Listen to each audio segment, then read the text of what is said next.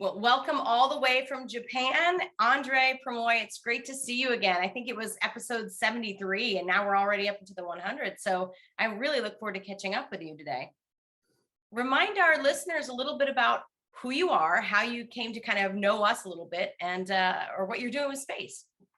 Yeah, sure thing. So thank you again for having me. I know it's been quite a while, almost a year exactly since I was last on. So I'm really excited to be back, and definitely a lot has happened since. So I'm excited to share. So a bit of a recap. So back in the United States, I am the president of the Georgetown University Space Initiative. So we're a group of students at Georgetown University, and our entire purpose is to get students ready to work into the space industry, making them more aware of what is happening, introducing them to different opportunities, introducing them to different professionals, and helping them get internships and transition from university life into the industry and working life.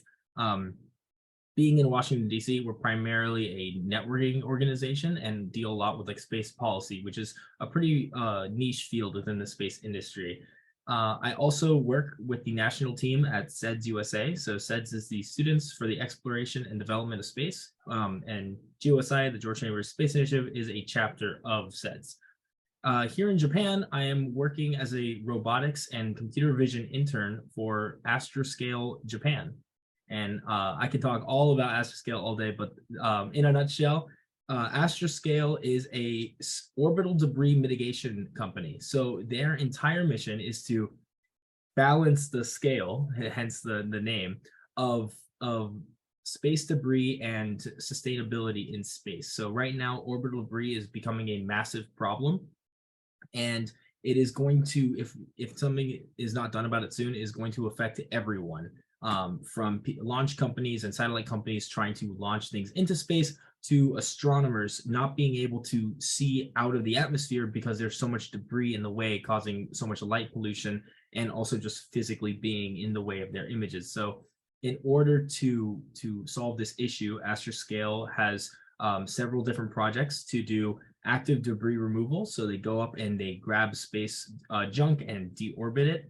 They do end of life servicing. So satellites that end their missions, they'll go up and repair them or refuel them, or deorbit them if that's what's needed, and among other projects that are still in development. So they are essentially an environmental company with their domain being LEO, the LEO orbit. So it is very fascinating work.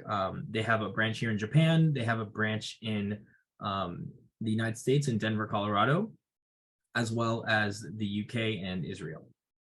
Well, that's really forward thinking, right? I mean, like oftentimes we hear more about companies who are putting things up there with, I mean, they might know that it might leave behind some debris, but not really caring as much. So it sounds like they're recognizing a problem and working to resolve that. Absolutely. And there's actually a larger group of companies called Confers, which is working to, it's a conglomerate of space companies and satellite companies that are working to establish overall regulation for space debris, and making sure that companies keep each other accountable. And Astroscale has been spearheading that operation. So you had mentioned just prior to our recording that you've been a big fan of Astroscale for a long time. Tell us how you went from, hey, I found this company that's interesting, to I'm actually working for this company. Yeah, sure thing. So I will say that my story in the space industry in general has been one of networking, and really just doing my best to meet as many people as possible and just saying yes to opportunities. So I first learned about Astroscale when I was a delegate for the Space Generation Advisory Council at their conference in Colorado Springs, Space Generation Fusion Forum. I applied after I found out about it, and I had already been a member of SGAC, and was accepted to the Fusion Forum conference. And on the second day of the conference, all the delegates were paired up with different companies. So we get into groups and we're sent to work with different companies. And I was chosen to work with Astroscale. Now, I had heard of Astroscale, but didn't know much about them. I had heard of them because one of the advisors at the Georgetown University Space Initiative, back when I was just a member, was someone by the name of Chris Blackerby, who is the COO of Astroscale Holdings, which is the parent company of all the different branches of Astroscale. So he was one of our advisors. I had spoken to him before, so I was aware of the company and liked what they did, but didn't know much about it. In Fusion Forum, I was able to work individually with different members of Astroscale USA's team. So I worked with some engineers. I actually personally was on the finance and investing team, despite being a physics major. So it was very interesting to learn more about that side of space. And then I met people in their policy team and in their market team and other branches of Astroscale. Later on, back in Washington, DC, I go to conferences a lot. So I go to satellite conference. I've been to ISDC where I met Blue Cube Aerospace and went to NSS.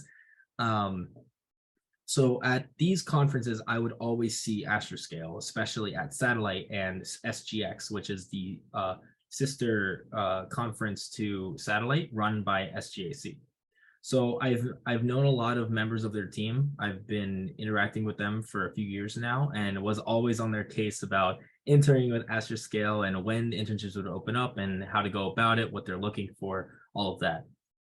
So later on, before my junior year of college that I'm in now, I decided to study abroad in Japan for a few different reasons, but mainly is because I'm trying to pursue a career as a roboticist for the space industry. And Japan is known for their incredible robotics and mechatronics and automation that is mainly focused on coexistence and working with humanity. And Astroscale happens to be one of the companies here based in Tokyo, where I am studying abroad at Waseda University in Shinjuku, Tokyo. So I went to the satellite conference the 2 days before I left for Tokyo. So I think I left on the 15th and I had the conference on the 13th and 14th. And I was speaking to some of my connections there. I think I was actually speaking to someone I knew at Virgin Orbit at the time. And they helped me get invited to something called the US-Japan, what was it? I think it was the US-Japan Commercial Space Roundtable. So once I came to Tokyo, a few days after arriving, I went to a relatively small meeting of professionals pretty high up in companies, both in Japan and the United States, to talk about how US and Japan companies could work together moving forward. And one of the companies there was Astroscale, of course, and they actually were one of the companies helping run that meeting and had speakers there talking about space sustainability. And so I was able to meet some more personnel from Astroscale Japan, spoke with them about interning throughout the summer, and then eventually one thing led to another, went to interviews and got a position as a robotics and computer vision engineer intern. So it was kind of a story of you talk to one person and they introduce you to someone else. There's obviously a lot of other moving parts to that story. I had some people at a company I currently work with called the Beyond Earth Institute, which is a space policy think tank in DC. They actually did some introductory emails for me to Astroscale personnel in Japan that I didn't know. So it was the culmination of my own efforts and a lot of people that I've met along the way coming in to help me out. So I know that was kind of a long-winded answer, but it really is one of networking. It reminds me, like when we first spoke, right, that you kind of were that interesting combination of policy and engineering, the robotics side. So it sounds like this company is exactly what you would be looking for, someone who cares about resolving some of those policy issues with the idea of well, not only just sustainability, but just like forward thinking about, I forget the word you used to describe it, the idea of like for humanity, right? But like for the preservation of that. So even as you're in space, the idea of being ethical in what you're going to be doing with that. So it kind of hits both of those lanes. Right. Exactly. And I want to clarify, you're studying abroad and then you got an internship, or you got the internship and that led you to the university in Japan. Which, could you order that for me just a little?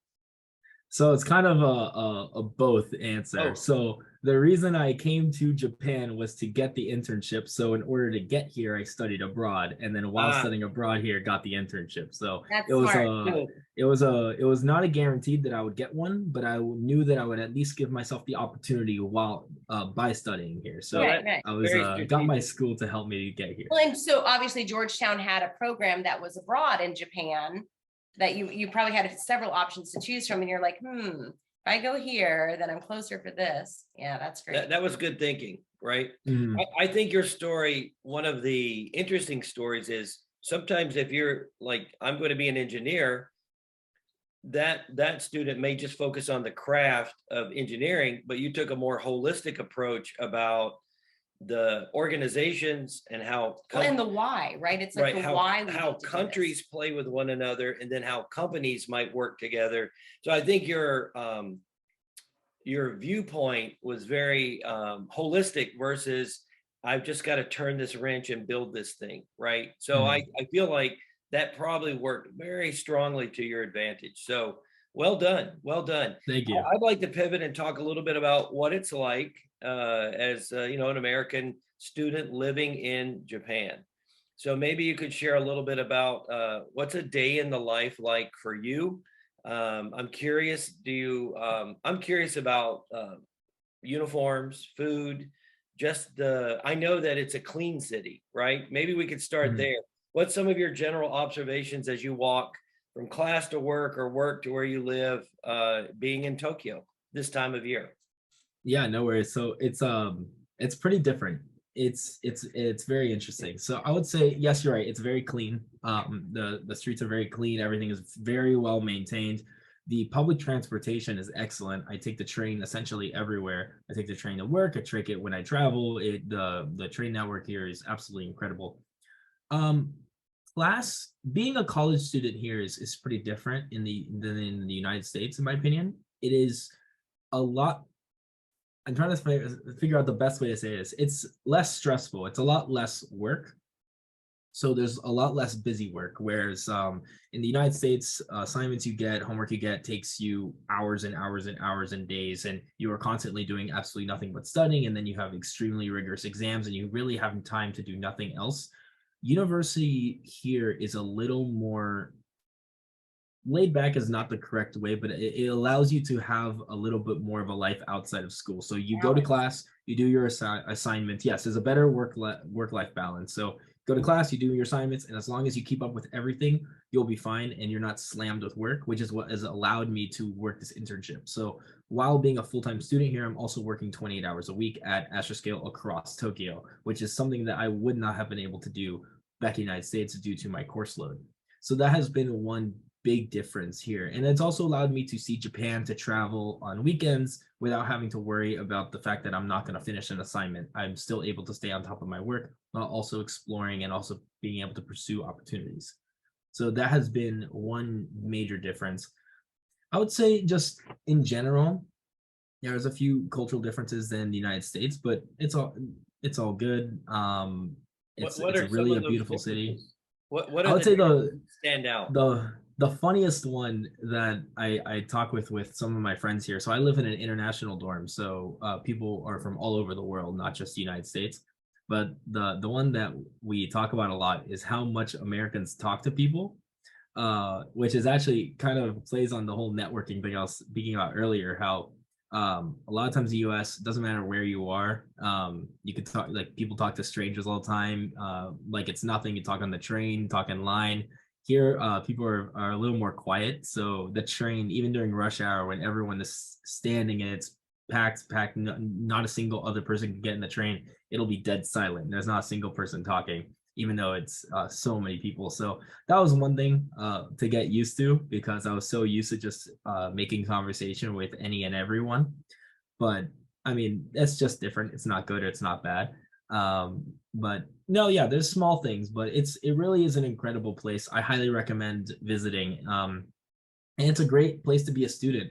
It's very safe, it's very clean, it's very efficient, and you can do your studies, but also have fun and explore and meet new people. So it really is great. And you can get by on English. I definitely recommend learning Japanese or a little bit of Japanese, but if you're looking for a place to study abroad, I would highly recommend Tokyo. Okay. Two quick questions. One, there's I don't know if it's true or not. I'm about to find out from you. Sort of a stereotype that there are vending machines everywhere for everything. And secondly, what are some of the most interesting new foods you've discovered while there? You're absolutely right about the vending machines. There's vending machines at every corner. It is you to the point where you can just think, oh, I'll just stop at the next vending machine and it won't take long for you to get there. So you're absolutely right about that. In terms of food, I personally love Japanese food. So, and I will, I'm not very picky, so I've been trying new foods. I think my favorite food that I discovered here is something called abara soba, which is just like an oil-based soba, which is just a type of noodle. I think it's like a buckwheat ramen essentially. And instead of like soup or broth, they make it with oil. So it's not the best for you, but it's pretty good. But yeah. Do they have a big street food, like a food cart kind of food where you just grab and street food? Well, street food. Why is that so hard to say? Yeah. Street food. Yeah, there's definitely a lot of food stands. The more like solo standalone stands are more by the shrines and parks where they will have festivals and there will be street food vendors there all the time.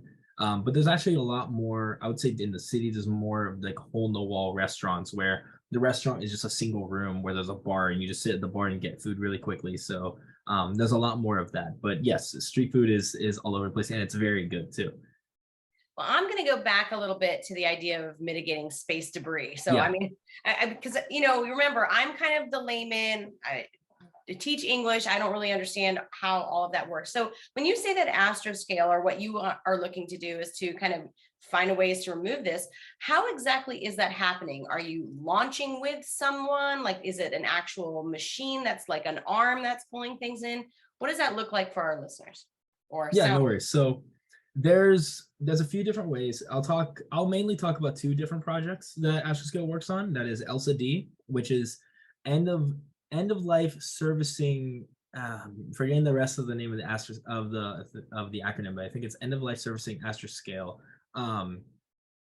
And ADRES, which is active debris removal Astroscale Japan. So ADRES J.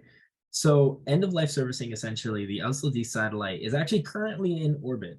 So that is an active mission. What they do is for all their satellites, they do rideshare. So they launch with a launch provider and launch their satellite into orbit, and they approach an identified client. So what Astroscale does is they work on a contract with a client to remove a item of debris. So whether it's a government satellite, whether it's a commercial satellite, whatever it is, if it needs to get out and that company doesn't have a deorbiting plan, they can hire Astroscale essentially as their kind of space garbage man. Actually, the funny thing is the nickname for Astroscale workers and employees are space sweepers, and the logo is a bunch of astronauts with the cleaning supplies. So ELSA D will go up and essentially grab onto a satellite and either repair it or deorbit it or do whatever needs to be done with it. So it can be either just removal or servicing. Got it. So I think ADRES J. Yep. Oh, I was just going to make sure that I'm clarifying this then. So it sounds like a company hires Astroscale. Yes. And is it usually because they have to get rid of that debris, or that they're just being more conscious about it because the laws don't necessarily always, or are the laws different there to where they have to remove debris, or is it that they're just being, socially conscious? So they hire you, then you go up and it attaches it and it kind of does whatever it has to do, throws it out of orbit then. Mm-hmm. So it's a little bit of both on the legality and just the ethics of it. A lot of companies now are doing it for the ethics of it because that is what investors are looking for currently. So it is, with more regulations coming out every day and the big push in the international scene. I think G7 was actually just hosted here in Japan at Hiroshima. And for the first time, they actually spoke about orbital debris mitigation and making that a goal, and all the countries were on board with it. Okay. So as that is something that is becoming more popular and in more demand, investors are starting to look for that in companies. So when a company now, say like OneWeb in the UK or SpaceX or Planet Labs, when they make announcements of constellation launches where they're putting thousands of satellites up, now what investors and others are looking for as well is not only getting them up, but how are they going to get them down, and how long is it going to take? So I Right. think I forget when it was updated, but the old rule was within 30 years, but that was a policy from probably like the 60s or 70s, back when we were launching a satellite every now and then. Now we're launching thousands of satellites and you could do it within a few hours. So that's not sustainable anymore. So the laws have been updated. I'm forgetting currently if it's within 5 or 3 years that they have to deorbit. So a company has to now include a deorbiting plan, and they can either do it themselves and have their own plan of deorbiting, or they can hire a company like Astroscale to do it for them. Right. Well, I'm thinking about the mathematics, and you said right now Astroscale has a single servicing satellite on orbit. Is that correct? Yes. So LCD, So, that was their first mission. So right. that was kind of their pilot. So they're sort of stuck in perhaps an inclination or an altitude, right? A certain orbit that they're servicing, right? Because in my mind, I'm thinking that's a lot of energy to move between different orbits, especially different altitudes, right? So my question is this: does the Astroscale satellite have the capacity itself to be refueled so that it can continue servicing satellites, or is its shelf life, right? Is its lifespan limited by its own fuel? So I'm not 100% sure on the answer actually, but I do know for LCD, it will deorbit itself. So it was going to service. I forget. I actually don't know how many clients it serviced. It may have been just one, but it could have been more. I'm not 100% sure. But I do know that at the end, when it is done, it will deorbit itself and burn up into the atmosphere. Now, LCD, I believe, was Astroscale's first in orbit mission. So, and it was a huge success. And then Address would be the next one. And Address actually does larger pieces of debris. Right. So they do not interfere with, or they do not deorbit satellites. They will approach, for example, like abandoned rocket boosters that are stuck in an orbit. And there's those larger pieces of space debris that are not end of life satellites. It's just giant pieces of trash floating around the Earth. Stages. So I believe in the future they would implement a way to refuel or to be resurfaced to have longer missions, but I'm not 100% sure on the answer to that actually. Yeah, sounds like LCD maybe was their first sort of validation, like a really nice proof of concept. Here's a question. And maybe this is on the edge of what you can speak about or not, does the servicing satellite, does it attach maybe a propulsion module in orbit in order to change the orbit, or does it apply thrust? Is it physically attached and then it is providing the push, if you will, down to a lower orbit? My final thought on that is, our little CubeSats, when we launch them at, let's say, the ISS or lower, they really only have maybe a year and a half, 2 years before the atmospheric drag gets them.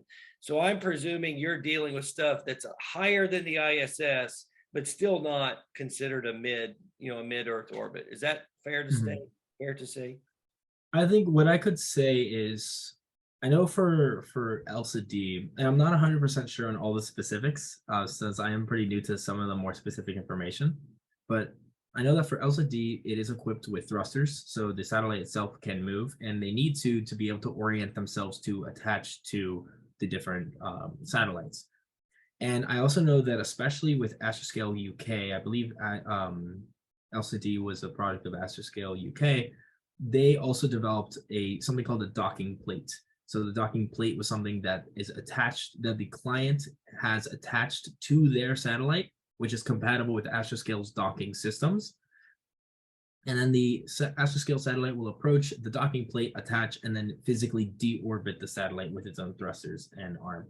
So that, I know I could speak about that, and I know that is, I've seen that presented at conferences and whatnot. So that is my current understanding of how the system would work. Now, once they start mass producing and getting more and more satellites and become more active with more missions, I don't know if it'll change. I don't know if it'll be the same, but the future's to tell. So that is currently the system. Now, with the docking plate, one interesting thing is they're trying to make that regulation and make that standardized so that satellites, when they go up, they just have a docking plate that a servicing satellite could attach to, and that would just make things a lot easier. It's the same way that cars like pickup trucks, when you want to tow something, they all have the same parts to attach. It makes it a lot easier to just hitch things onto it instead of having companies have no way of attaching to a satellite and then Astroscale having to figure out for every client how to grab it. Yeah, this is Apollo Soyuz on a gigantic scale where two nations figured out they had to make an adapter where their two spacecraft could meet. That makes sense, right? Every satellite of a certain size gets launched with a uniform refueling port, right? Mhm. And some sort of uniform connector, a place where it could be connected. Very good, very interesting. Right. And there's a lot of other companies that are working on this too that are really exciting. So there's another company that is interesting called Orbit Fab, and they're based in Denver, Colorado. They are making gas stations to space. So they are specifically focusing on the refueling aspect of this, whereas Astroscale is deorbiting and servicing. Orbit Fab is focused on the refueling aspect, and that's their whole slogan, is making gas stations in space.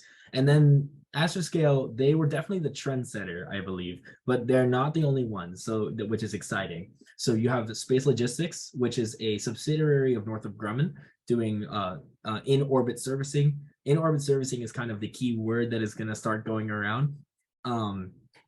So they have Space Logistics, and there's a few other companies as well that are planning on doing in-orbit servicing as well. I believe Rogue Space Systems, based in New Hampshire, is also focusing on that. They have robotic satellites that'll be able to do servicing.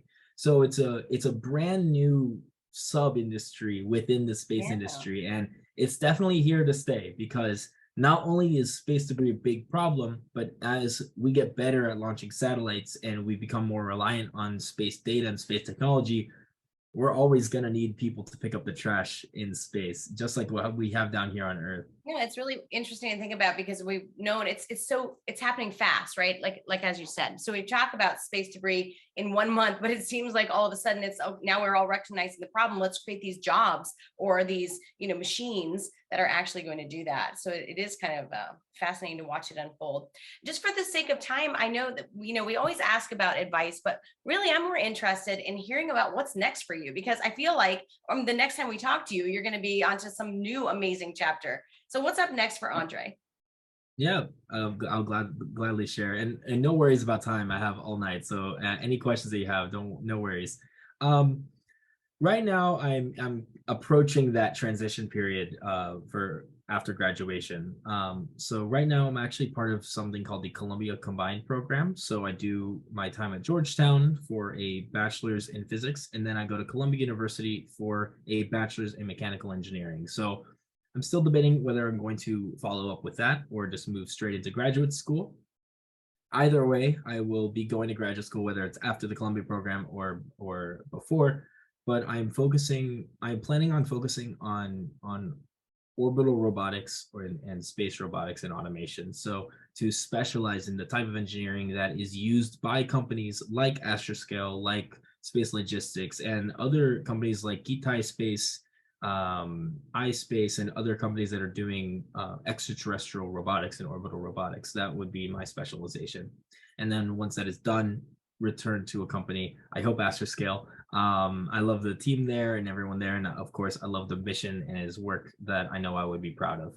So that would be the ideal. But I have a few years before I will officially go into industry. So the next step for me really is graduate school and getting internships along the way. Well, you have a standing invitation when you come to Florida, South Florida, that we'd love to have you come and speak to our students live. And we can't guarantee a launch, of course, at Kennedy, but if you're in the area, we'll see what we can do. How about that? No, absolutely. I might go down to South Florida soon because I have some family in Miami actually. So if I ever make my way down there, I will let you know. I would love to speak to your students in person. I know I've met a few of them virtually in the classroom. I've been working with some of the older students with Blue Cube Aerospace on the rover. So definitely I'm excited to continue to work with you all, and I hope I get to see you in person. Sounds fantastic. Thank you so much. And we look forward to, hearing from you again, because it's always something really exciting and new. So thanks for spending your morning with us, or your evening rather, our morning. No worries, no worries.